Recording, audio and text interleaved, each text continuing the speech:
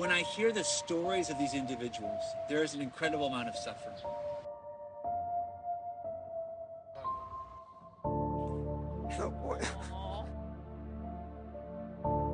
Once they get here, I don't know where they're going or how they're tracking them. Well, there's so many of them.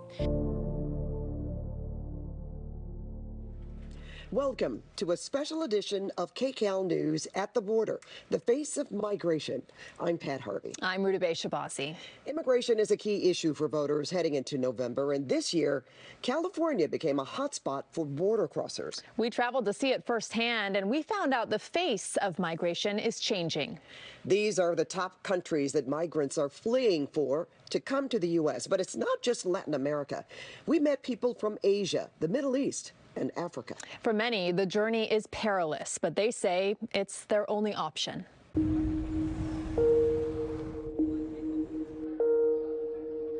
In hours, Junior will make the final leg of his death-defying 5-month journey into the U.S.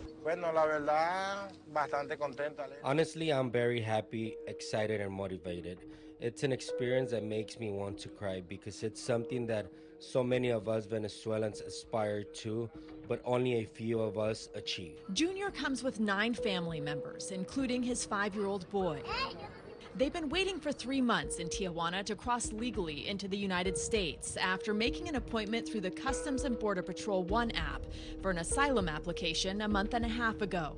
Today, he feels immense joy. We are hoping that everything keeps flowing the same way. God has been blessing us so far, and let's hope there are blessings on the other side. They made their way from Venezuela by foot, train, boat, bus, and by hitching rides. They sometimes slept on the streets along the way, relying on the kindness of strangers. Thankfully, nothing happened to us, but we did see bad things. Good things and bad things happened to us, but thank God for our blessings. Their North Star, California, brightening the spirits of a family who has lived through things they will never forget. In the dust of their tired footsteps, they leave behind dictatorship, poverty, and hunger, but also the people they love and the only home they know. It hardens your heart a little bit, but praise God, God also gives you the strength to keep going because He knows you are doing this for your family.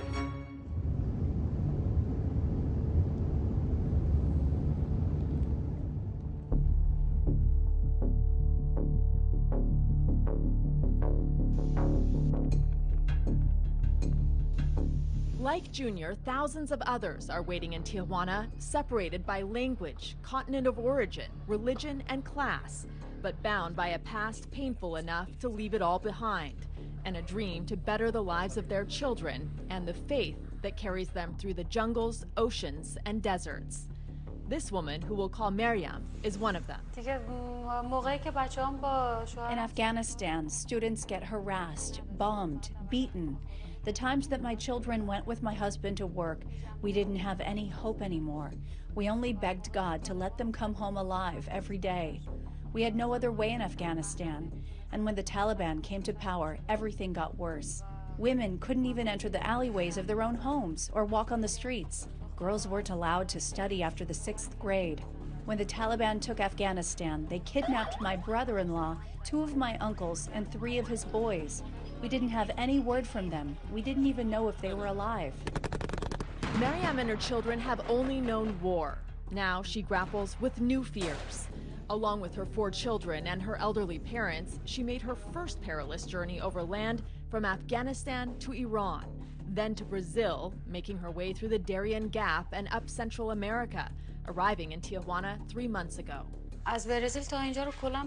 They took our money on our journey. The conditions were very rough, especially in the jungles of Panama. It was truly a nightmare for us. When my children went to sleep at night, they woke up in terror, screaming and crying. It was truly a journey full of danger and stress. Now the money has run out, and so have her options. Her father's health has deteriorated.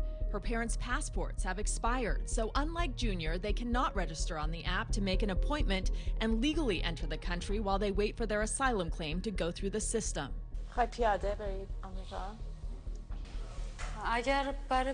If we can't sort out my mom and dad's passports, I have no choice. I have no choice with my family and my father, the way we had no choice but to come by boat. We had no choice but to cross that way since every moment he stays here is in more danger. The doctor said, "Your father is barely surviving." He said, "In 35 years that I've been practicing, I have never seen anyone survive longer than 2 weeks in his condition without dialysis." The nuns caring for the family in Mexico later tell me they're certain her father won't survive if they try to make the trek through the desert to the U.S. While they try to plot their path, the Biden administration issues an executive order capping the number of migrants without appointments at 2,500 a day. Anyone beyond that number faces immediate deportation. Weary travelers find mercy in the open arms of the sisters at this convent and in Father Brad Mills, who does missionary work north and south of the border. We leave because we don't have another option, Father. The government doesn't give us many options. God is present even in the ugliest of realities, and often most beautifully present, I think. None of these migrants intend to stay in California once they cross, but we're told this is the easiest way to get in. These Cuban women plan to end up in Florida, only 90 miles away from their isolated island. We left Cuba looking for hope, for a better future. Many of us leave behind our dad and mom and children to look for hope. While some are escaping war, death, and oppression, many are leaving for economic opportunity. In this shelter across town, mostly migrants from the Middle East, Abdullah and his children are fleeing the decade-long civil war raging in Yemen. He says his hope is only to give them an education and peace. His wife is in Egypt, and he still has 2 children in Yemen and a son in Saudi Arabia. 12-year-old Ahmad, hoping for a chance to go to school and study math. Where do you want to work? Do you want to be a doctor? Do you want to be a lawyer? I want be doctor. You want to be a doctor? Yeah. Yeah? Do you study a lot? Yeah. Do you go to school? No. Right now, no. Not now. But you're going to go to America and study? Yeah. This man, who's from Afghanistan, was a graduate student in Turkey when he started his trek across the globe. He says he's grateful to be alive. Not everyone he traveled with was so lucky. The first night in the dark, we get on one boat, almost 30 person. We came back, we couldn't cruise. But God saved us. There was almost 90% dead. One of my friend's family came before us. 9 members of they lost their family. They sank. The boat sank. He says he started the journey alone, but made friends along the way. Safety in numbers as they tried to survive angry seas, jungle animals, dehydration, and starvation. Some ladies and some children couldn't walk there. We carried them, we helped them. Really, it was very, very difficult. But the hazards of the Darien Gap connecting Panama and Colombia, no match for the cruelty of man. My life was in danger because my uncle worked in 2002. It worked with Special Force, with United States, because my uncle supported us because my father also was sick because of the beating Taliban in the during before 20 years before. As of 2022, the United States had only evacuated about 3% of Afghans who worked for the American government and applied for special visas. That's according to the nonprofit Association of Wartime Allies, leaving behind about 78,000 helpers whose lives are in imminent danger. Now his story is weaved together with millions of others as they make their way to a land they hope will be their salvation. United States is a country of opportunities. As I studied person, when I went there, I believe myself. I believe that the God will help me and I will find a good option to do a good job here, and maybe I will do my own business. Some powerful stories so far, and we're just getting started.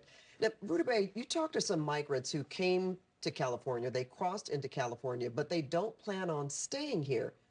So why did they come to California in the first place? It is interesting. It was pretty surprising. Everyone we talked to at this particular shelter, they all said, we heard this was the easiest place to cross, but we don't plan to stay here.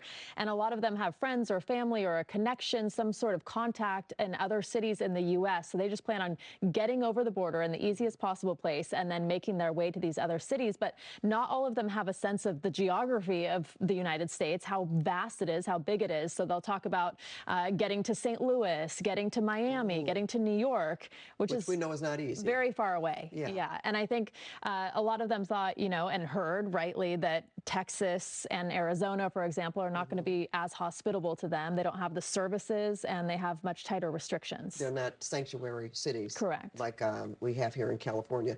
I also wonder if even the people that are in charge of bringing them to California in the first place told them that's the place to go, and it's going to probably be pretty easy for you to navigate from this point, not really knowing just what they would be facing. Exactly. Yeah, that's what they're told. And, you know, sometimes it works out for them, sometimes it doesn't. Yeah. Okay, well, we're going to see more about that. Yeah. In fact, we have some numbers. The Border Patrol is reporting a big drop in migrant encounters at the southern border since the peak in December. And that was the highest monthly total on record. And there was a dramatic drop after the new asylum restrictions announced in June. Earlier this year, San Diego became the busiest corridor for illegal crossing. So we talked to people who live on the U.S. side of the border in Jacumba Hot Springs, east of San Diego, to see what they're experiencing.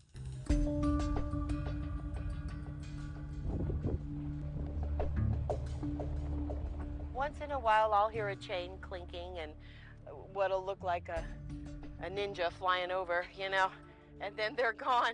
Beatrice Bachmeyer came for the tranquil beauty of the Sonoran Desert and Jacumba's natural hot springs. That whole hill is just full of the crystal rocks. Now she finds herself at ground zero of the border crisis. It's a big problem. I mean, I feel for them. You know, they're looking for a safe home.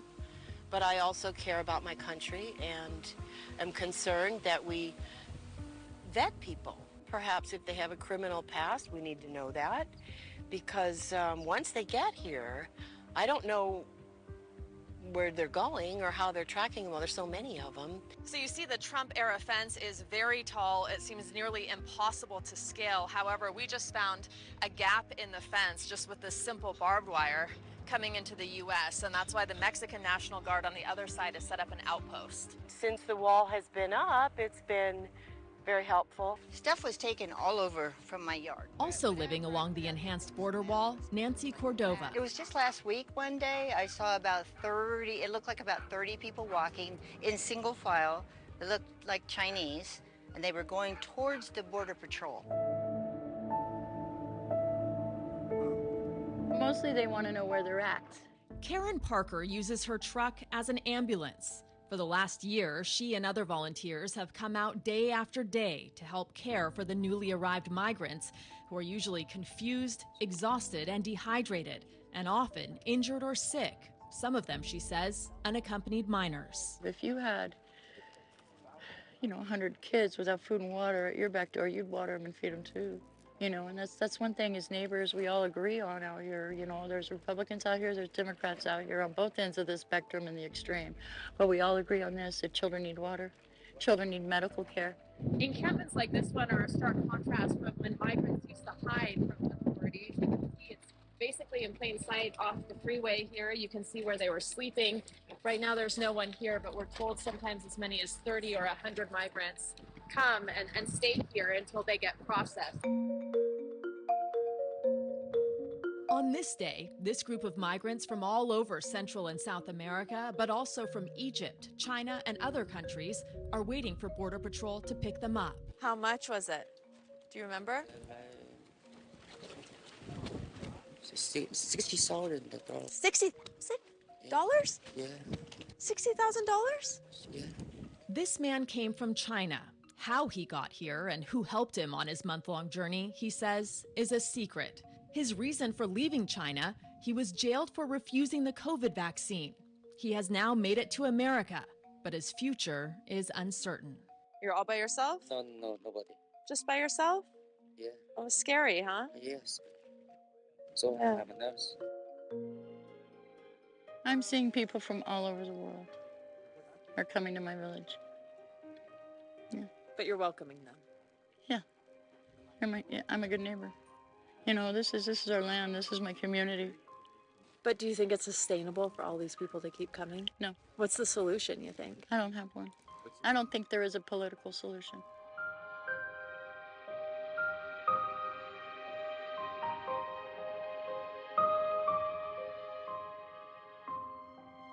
Some amazing stories from the folks in Jacumba Hot Springs. Have you been able to locate them lately, talk to them, and are they seeing things differently now? I did. I caught up with Karen. She's the EMT volunteer who goes and spends her time basically rescuing people who are on the verge of death at times. She said at times she used to see 1,000 people crossing in that sector where she was. Now she sees about 60 to 100. That was her estimate. They also are putting water out now in the desert. So she says because of that, they're getting fewer calls, emergency calls. And finally, she said that the demographic is changing. When we were there, it was a lot of people from China, a lot of people from the Middle East. She says now she's seeing a lot of people from India and from Africa. And she's even now seeing Palestinians by way of Jordan who are fleeing the war. Well, I was going to say makes sense because of what's happening in Gaza. It's like a full-time job for them, really. It is. And they say, you know, this is our community, this is our doorstep, we live here, whether or not we agree with the politics of it, we're here to help people. To take care. Yeah. Okay, got to ask you, Rudabeh, you mentioned China, and you profiled this gentleman who paid $60,000 to be smuggled into the U.S. I find that surprising. Can you tell us more about that? I thought it was pretty mind-blowing as well, because that's not the demographic we have come to expect from people crossing over the southern border. So they call this the gold package, sometimes $60,000, $100,000. These are not people who are economically depressed in their home countries, and they're paying this exorbitant fee to make it across. And that includes water and food along the way, so they're not in these desperate circumstances like some of the other people who are walking maybe for 17 or 20 hours a day, and they're also dropped off right next to the fence. So it really depends what you pay. Wow, and they probably have no problem navigating wherever else they have to go once they leave California if they choose to. But he was very secretive, so I don't know how he got here, who he paid, who helped him. He kept it all a secret. And many migrants find that once they get here, the struggle is only beginning.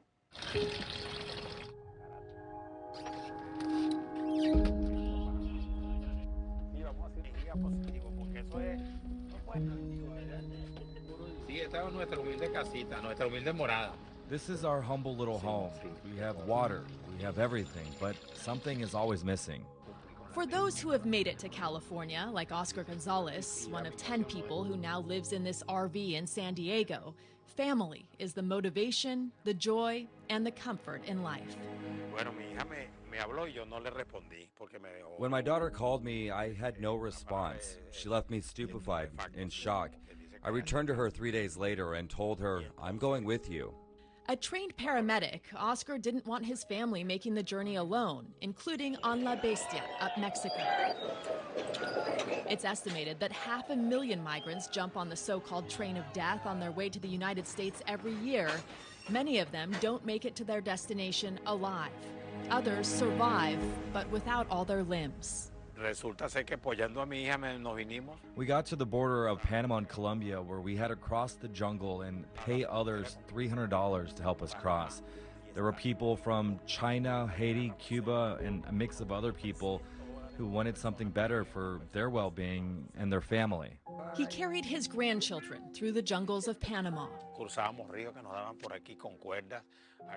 We grabbed onto our babies, and one of the families that was with us, the river took them away, but we were able to rescue them. We'd always camp at 6 when the sun would go down. We would look for trees to try and find food because we had finished all of our food. We'd grab fruit from the trees like mango, but sometimes there was no more food to grab because in front of us there was 1,000 to 2,000 people who would grab the food, and behind us there was another 1,000 to 2,000 people. We were never alone. While he's grateful for the opportunity to work, he mourns what his country has become and remembers the people he left behind. but tries to forget how he got here. En Venezuela se puso la cosa cuesta arriba, a pesar que no tengo una edad como para. Things in Venezuela were bad, and although I'm not young enough anymore to go on these types of adventures, It's okay. It's okay. Upon arrival, he found solace in Our Lady of Guadalupe, a symbol of hope, devotion, and gratitude, and the saint many at Father Brad Mills's San Diego parish say protects them. He responded to the need by turning this wing of the church into a migrant shelter. I think this is what I feel called to do as a Christian. And then beyond a Christian, I think as a human being. Migrants like Oscar started showing up last summer, and the numbers have been steady and continuing since. Volunteers, almost all of them immigrants themselves, keep them fed, safe, and faithful. For those who have a lot, those who have more, we have an option, we have a choice. We can hold on to what we have, you know, and be comfortable in that zone of comfort, or we can try our best to help those we're able to help, you know, which does sacrifice a little bit our own comfort. They really steal our credit cards or stuff or money or cars or devices, all they take it off. This migrant from Mexico says his whole family spent their entire life savings on their dream of opening a restaurant, but they were constantly shaken down by the cartel and police. It was so hard to live like that. We ain't got money, we ain't got food. It was no life. Live with that fear at the police. We can stay no more here. So we take a few things like one clothes, one backpack, and let's go. He says out of the 27 people who started on the bus journey through Mexico with him, only his family of 4 and 2 others made it to the border. It was so scary. I remember that and I want to cry. I really want to cry. It was so tough. In Tijuana, they waited for a month for their CBP-1 number. And then? American Immigration said, okay, come with me. We want to try to do a few questions. We want to fill the documents. We want to take the fingerprints and all the stuff that we need. Okay? So we've been like 1 day on detention. And they tell us like, okay, we have the enough information from you. Now you are free to go here. And I was like, really? And the next day it was like, wow, we are in America now. But once here, he found his struggles had only just begun. Those staying at the church have 30 days to get on their feet, sometimes easier said than done. John Jairo Salazar misses his kids in Colombia. It's hard because I'm close to my kids. We would go everywhere together. We worked together. Since they were very little, I would take them to work with me. I raised them. We would even work on weekends when they weren't in school. We would go to the park after we finished our shift. As a street vendor in Colombia, he says he too was extorted by gangs and faced regular violence. The mom of my oldest daughter was killed in Colombia, so I raised my kids by myself.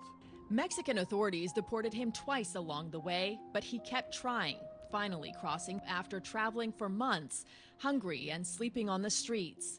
He says smugglers and police took his money along the way. It's hard. It's really hard because I've never stepped out of my country before. This is the first time I've left. On this day, every shelter bed in San Diego is full. Father Brad knows the heartbreak of turning people away, and while he acknowledges the number of people streaming across this border is unsustainable, he says his mission above all is to respond to the suffering of individuals. There's always a need to continue to adapt our immigration laws to the current realities. Struggle, you know, and I think that these are individuals who, you know, need to have a better life and are struggling for a better life. You know, and I think that as a country, we have resources, we have space to be able to help people who are in incredibly vulnerable situations. Ruta Bay, you documented a lot of humanity at the border. One person I'm thinking about in particular, I'm going to call him a shepherd, That would be Father Brad. So wondering, have you been able to contact him lately? And if so, what's happening at the shelter now? I think that's a perfect word for him and the humanitarian work that he does on a daily basis. I have spoken to him. He has seen the numbers go down at the shelter, but he still has a lot of people coming in. However, he says that as opposed to coming over the border maybe that day or hours before and getting to his shelter, he's seeing more people coming from other cities within the U.S. who have maybe crossed weeks or months before. At different points. At different points, or maybe they have come through the San Diego sector but tried their luck in other cities in the U.S. and now they're trying their luck in San Diego because they've heard about Father Brad, they've heard about his church, and they've heard about resources there. And I know you mentioned that he only takes in male migrants. Yes, he takes in male migrants who have a CBP number, documented CBP-1 number, and he gives them a temporary amount of time to find a place to live, to find work. But there are a lot of, children and women coming in as well. In fact, there was a nearby park where a tent city had been set up near his church with entire families, children. And I bet he found a way to help them too. Yeah, he finds a way to help everyone he encounters. Well, that's just been amazing. And we are a nation built by immigrants. And while the situation at the border is complex and always changing, the migrant stories of heartache and hope continue. Yeah, and it will take action on all levels of government to overcome the challenges at the border. It's something that's on the minds of voters as we head into Election Day. We're going to stay on top of the immigration issue through the election. And in the meantime, we want to thank you, Ruta Bay, for going to the border. Thank you. Thank you for joining us.